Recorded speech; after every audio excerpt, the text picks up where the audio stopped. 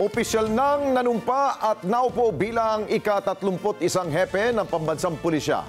Si Police General Nicolas Torre III kapalit na nagretirong si General Romel Francisco Marbil. Kasama sa mga tatlong prioridad ng programa ni Torre ang pagpapatupad ng 3-minute response sa buong bansa o yung mabilis na pagresponde sa mga krimen. Pairalin din ni Torre ang pag-aresto ng mga sangkot sa illegal drugs na magiging sukatan ng performance ng kanilang mga commander. Pero sisiguraduhin hindi malalabag ang karapatang pantao ng mga suspect. Kunin natin ang live report ni Mar Gabriel. Mark?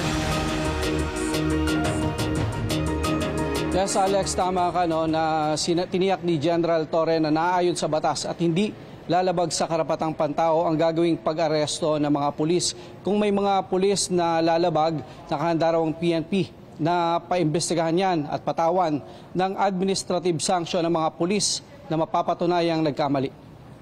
The turnover of the chief PNP symbol signifies the relinquishment of the outgoing chief PNP and acceptance of the incoming chief PNP of the duties and responsibilities that goes with position.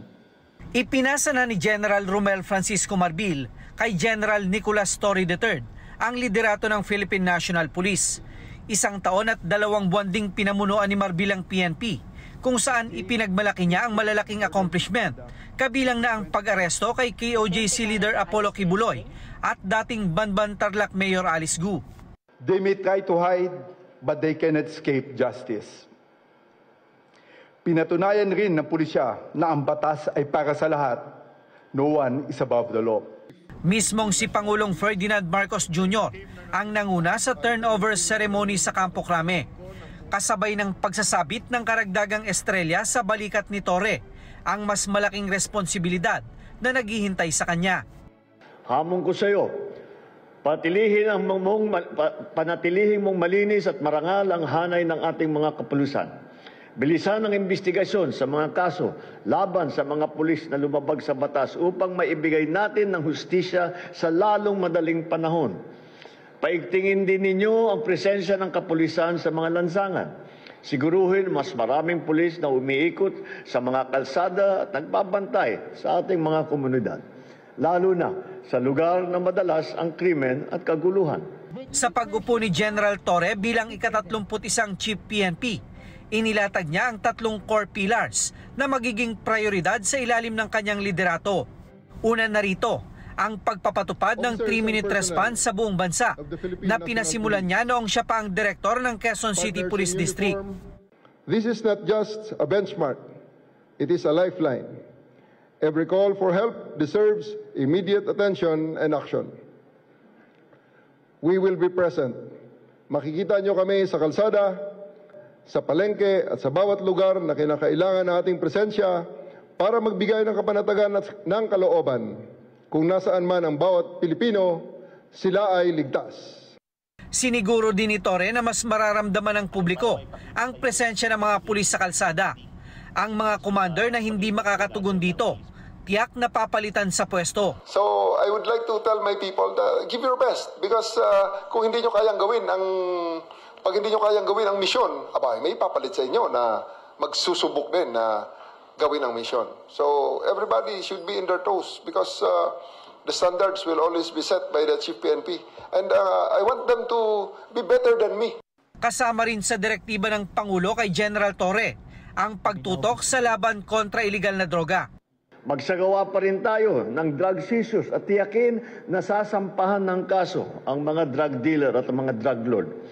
Patuloy din kayong magmatyag sa ating mga komunidad para kahit ang small time ng mga drug dealers ay wala ring ligtas. Ipatutupad daw ni Torre ang paramihan ng aresto na magiging sukatan ng performance ng kanilang mga commanders. Pero dapat daw na masiguro na legal ang pag-aresto at hindi maaabuso ang karapatang pantao. Paramihan. Sige. Paramihan. Kung noon ay, make sure that everything that we do are within the ambit of the law. Tandaan natin, yung mga tao na inaresto mo, hindi mo binaril, hindi mo pinatay. Buhay yan. Andyan ang human rights. Andyan ang media. Andyan ang mga abogado. Ay pag magreklamo yan, dito ka naman babalik sa loob ng internal disciplinary machinery. Andyan ang Internal Affairs Service. iimbestigahan, titingnan kung tama ang iyong ginawa. Sa kabilang banda, para kay Senador Jinggoy Estrada, hindi good choice si Torre na tinawag niyang arugante. Payo niya pa sa bagong PNP chief, maghinay-hinay at huwag masyadong mayabang. Para naman kay Senate President Francis Escudero, nararapat lang ang paghirang kay Torre bilang kauna-unahang PNP chief mula sa PNPA na isang civilian institution at hindi mula sa mga alumni ng Philippine Military Academy. So mabigat ang nakaatas sa balikat niya para pakita at patunayan na yung ginawang batas ng Kongreso mahigit 35 taon nang lumilipas ay tunay nga, tama at nararapat kaugnay sa ating kapulisan na civilian na ang nature at hindi military ang nature. Alex, ayon kay General Torre, hindi siya agad magpapatupad ng malawakang balasahan o reshuffle sa hanay ng mga opisyal ng PNP. Sa ngayon ay pupunan daw muna nila yung mga bakanting posisyon na nangyari kamakailan dahil sa pagreretiro ng ilang matataas na opisyal. Alex? Okay, Mar, nabanggit ba ni General Torre kung ano ang possible sanction kung sakaling hindi sila makaresponde ng 3 minutong kanyang ginagawang 3-minute respond? Meron bang sanction dito ang mga pulis? Alex, may karampatang administrative sanction dito sa ilalim ng PNP Internal Affairs Service. Yan ay yung kakulangan doon sa yung performance o sa tungkulin na ibinigay sa iyo. At ang sinabi nga ng PNP bukod dyan sa administrative sanction, papalitan nila yung mga commander na hindi makakatugon dito sa kanilang 3-minute response dahil magiging performance-based na raw yung pagtingin at pagtatalaga sa mga matataas na opisyal ng PNP dahil mas maraming mga opisyal daw ang naghihintay ngayon at handang mag-perform sa mas matataas na pwesto. Alex? Hindi ba siya nagbanggit na very specific na sanction? Di ba yung mga nagdaang mga PNP chief, kung hindi nakasunod, ang ilan sa kanila ay pinapatapon sa Mindanao. Di ba ganun yung panahon sa Duterte administration? Yun, Alex, depende yung administrative sanction kasi doon sa tindi doon kanilang mga nagawa, no? Yung pagkukulang nila kung sila ba ay wala doon sa kanilang post, ay may mga karampatan na mga sanction yan.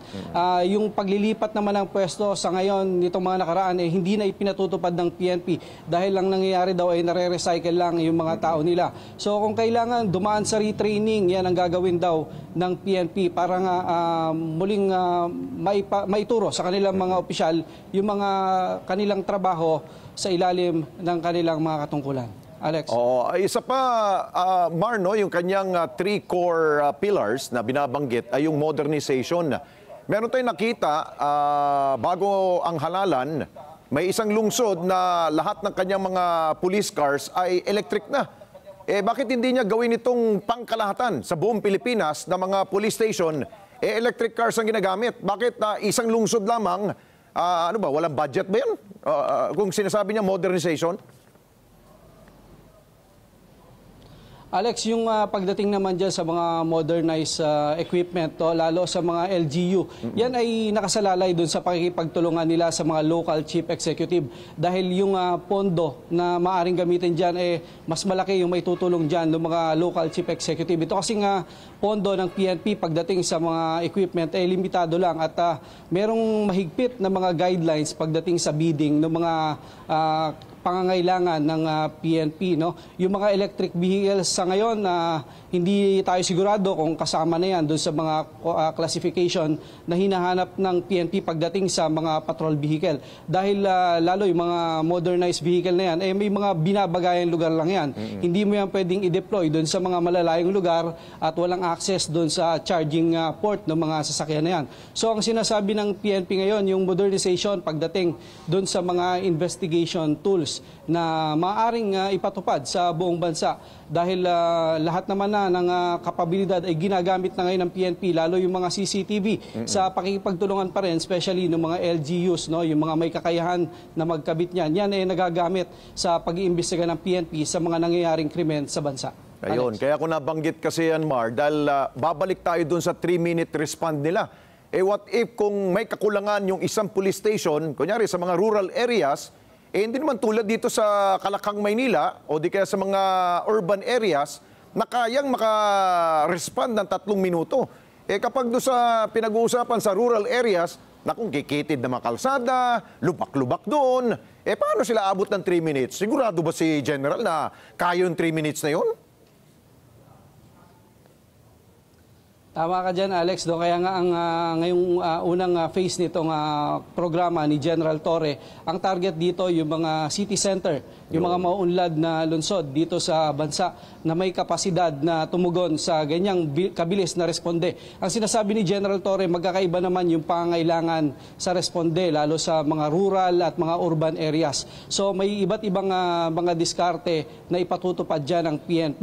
Kung doon sa mga lugar na wala pang kapasidad, doon sa mga internet connection, may mga radio naman sila, equipment na pwedeng magamit at nasa deployment na lang nung kanilang mga tauhan kung paano sila makakaresponde na mas mabilis doon sa pangailangan. May ginagamit kasi silang basehan dyan, Alex, no? Tinitingnan din nila kung saan madalas nangyayari yung mga krimen at doon nila idine-deploy yung mas maraming tauhan nila. Okay. So, para kay General Torre, congratulations at good luck, sir, sa inyong tour of duty bilang PNP chief. At maraming salamat sa iyo, Mark Gabriel Matanaten sa Campo Crame.